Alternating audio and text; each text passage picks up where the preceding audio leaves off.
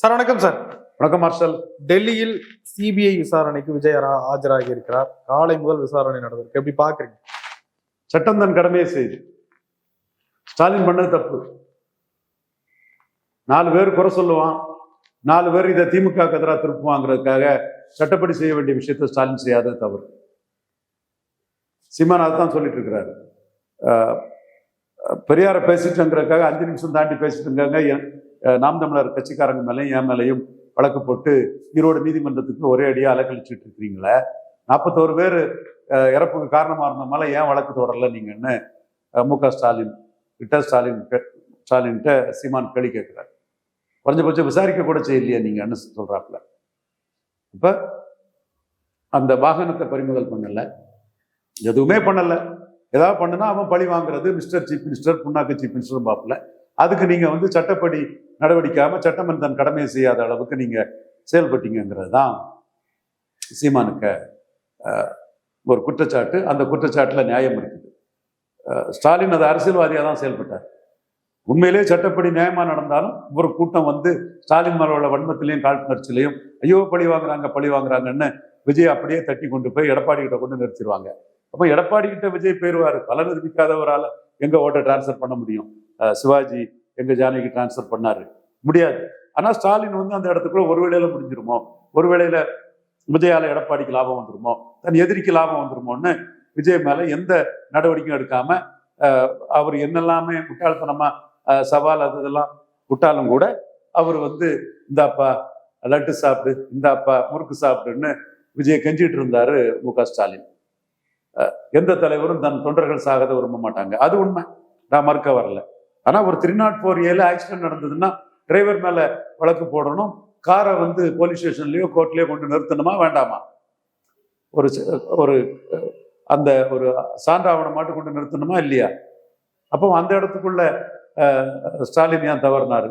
ஸ்டாலின் தவறுன இதை நீதிமன்ற அறிமுறைப்படி வந்த சிபிஐ விசாரணையில சிபிஐ கரெக்டா பண்றாங்க. சட்டம் தன் கடமையை செய்து டேவிட்சன் தேவாசீர்வாதம் அவரும் விசாரணைக்கு போயிருக்காரு, காவல்துறை உயர் அதிகாரி. விஜயம் போயிருக்காப்புல.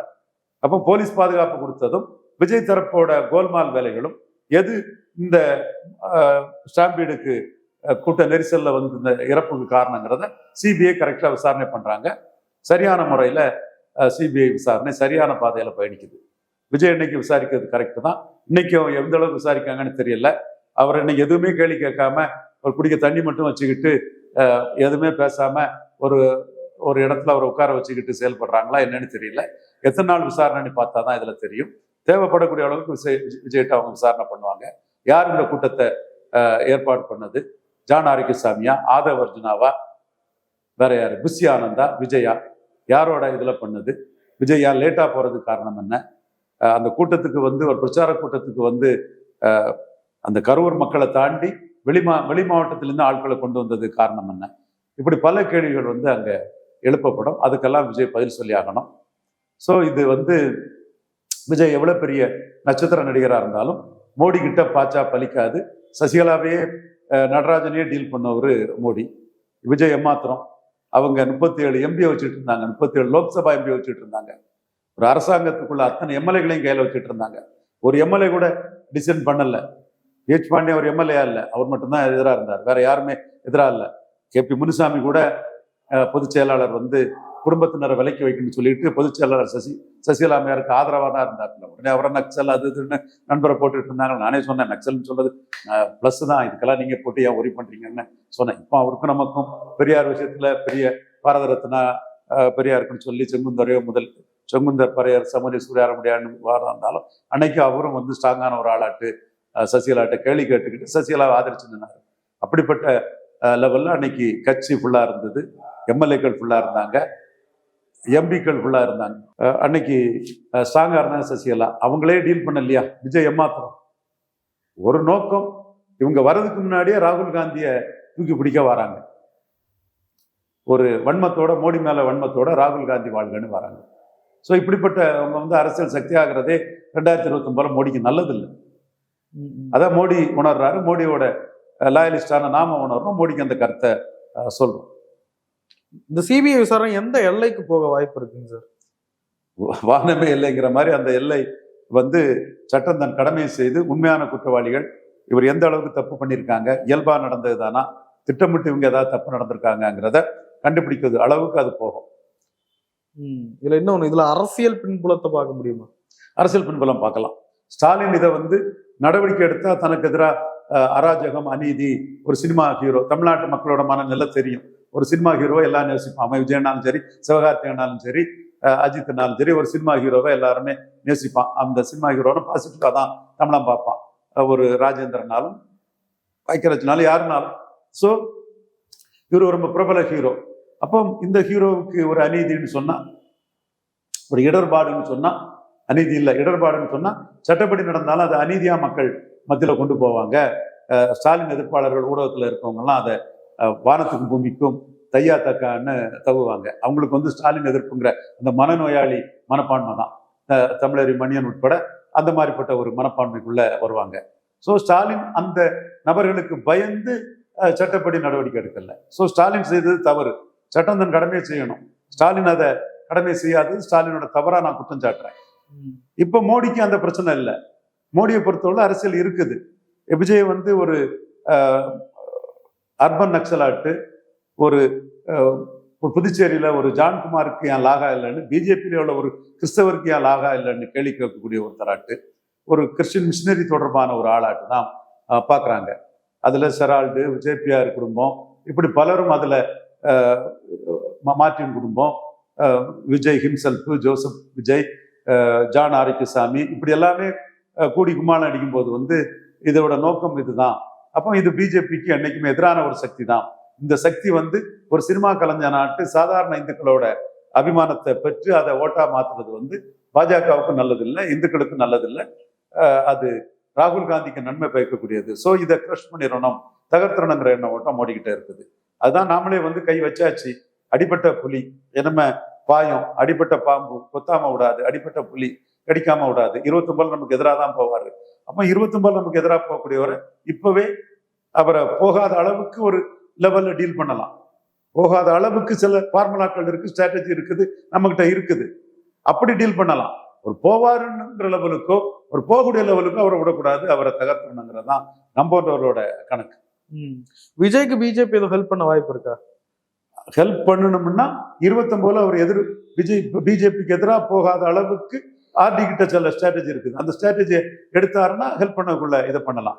29 அவர் வெனிட் அவுட், கட்டிட் அவுட். 29 அவர் பழி வாங்குவார் மோடிக்கு எதிராட்டு. ராகுல் கூட தான் போவார். 24 ராகுல் ஜெயிக்கட்டுன்னு 39 கேண்டிடேட் போட முடியாதவராட்டு லெட்டர் பேடா இருந்தார்.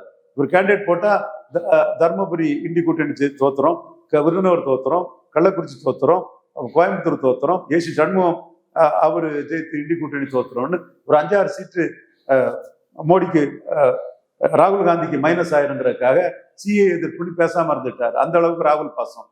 சோனியா காந்தி இத்தாலி கத்தலிக்கோட டாக்டர் சன் ராகுல் காந்தி மேல பாசம். அந்த லிங்கு வேணுகோபாலுக்காக கேரளால போய் பிரச்சாரம் பண்ணுவாரு. ஸோ இது எல்லாமே வந்து 29 வந்து அவரோட நடவடிக்கை வந்து மோடியை தமிழ்நாட்டில் மட்டும் இல்லை, கேரளாவில், ஆந்திராவில் இதெல்லாம் பாதிக்கூடிய லெவலில் இருக்குன்னு சொல்லும்போது அவரை இப்பவே சசிகலாவை டீல் பண்ண மாதிரி டீல் பண்ணுற கருத்தை நாம தான் முன் வச்சோம். அது அந்த பாதையில தான் ஆல்மோஸ்ட் போயிட்டு இருக்காரு. 8ஆம் தேதி நியூஸ் 18 தொலைக்காட்சியில் சொன்னேன், தமிழிசையன் சகோதரி, நயினாரின் சகோதரர், அவங்க கருத்து வந்து நான் மாறுபட்டு நிற்கிறேன். மோடி நன்மைக்காக நான் நிற்கிறேன், நான் பதவிக்காக எதுக்காக நிற்கல. இது எப்படி போகுதுங்கிறது ஒரு நாட்களில் தெரியும்னு சொன்னேன். என்னோட கருத்தின் பாதையில தான் இது போறது மாதிரி தெரியுது. பொறுத்திருந்து பார்ப்போம். நம்ம அதை அவசரப்பட்டு இது கமெண்ட் பண்ணலாம். பட் அந்த பாதை சசிகலாவா மாதிரி தான் இவரை டீல் பண்ணணுங்கிறது பாதையில போகுது. நம்மளும் வச்சாச்சு எருமை முழுக்காம முடிக்காம விடக்கூடாது. அல்லது அடிப்பட்ட பாம்பு கொத்தும், அடிப்பட்ட புலி பாயும். சகோதரர் பாம்புன்னு சொல்லல, ஒரு உதாரணத்துக்கு தான் என் சகோதரர் ஜோசப் விஜய் நான் சொல்றேன். அரசியல் ரீதியாக தான் என் சகோதரரை நான் பார்க்குறேன். அப்போ அந்த இடத்துக்குள்ள நாம கவனமா இருக்கணும்.